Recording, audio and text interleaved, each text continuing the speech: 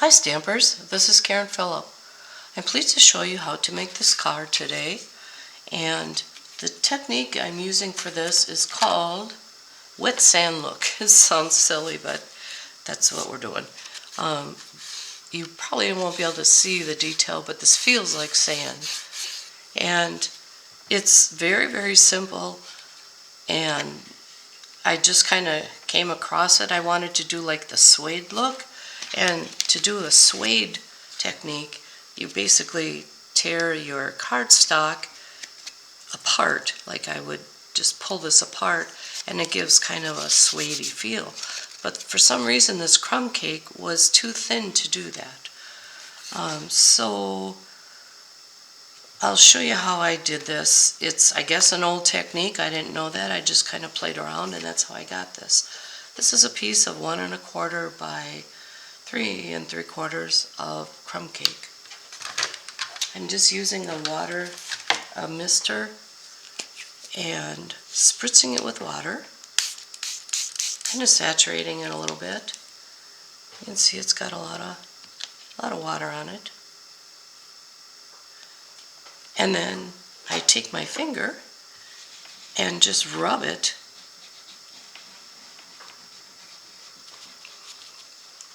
And you can see all the fibers that come up, and let it dry. That's it. I also did tear it though while it was wet, and it gave kind of a cooler look. And you always tear towards you. And that's basically the technique. Pretty simple. I'll just walk through the pieces of the card. I'm not going to stamp because before the end of this I probably will not have a voice anyway.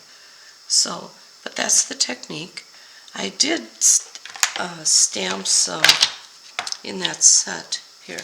This is the Friendly Seagulls. It's a limited stamp set because it's a celebration set. Unfortunately, this ends February 28th. But if you have this, this is a fun little set. Okay, so in there are some little sand pebble, just some little pebbly things. And I'm going to use some pecan pie and just stamp it on there. And if it smears a little bit, that's okay because it's pretty wet. But I wouldn't glue it to my card until it's dry. And then with that, one part that I will show you, this is a circle cut out from the Stylish Shapes dies. I used the second one of the circles. I think it was the second to last one. And I did do this sand thing, these little pebbly sand things, and I did it on the bottom. It's kind of another little technique-y thing. I think I have to re-ink my thing. Alright, and what I did is I took a painter and just painted it over the top,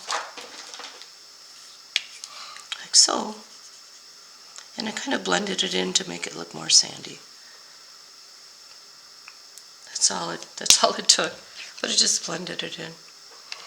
The rest is stamping. I just did all of the stamping in black. I stamped the bird and the fries. I did make a little mask for the fries so that they could overlap. Stamped the black in the French fries. I also stamped, there's some birds in that set.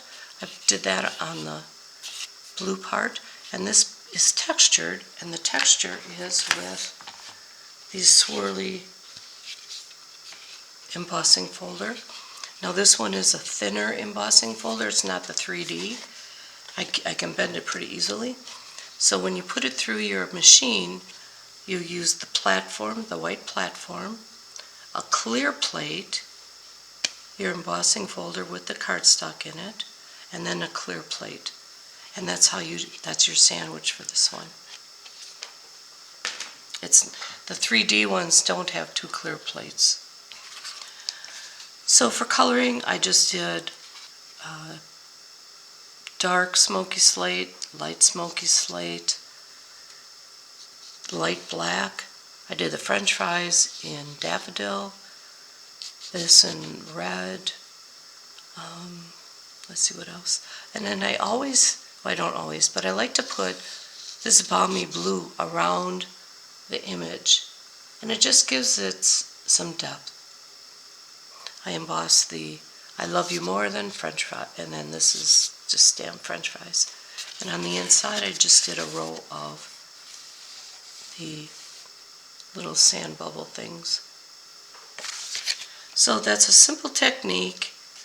Sorry I didn't color it all for you, but I just want to make sure that you got the technique down.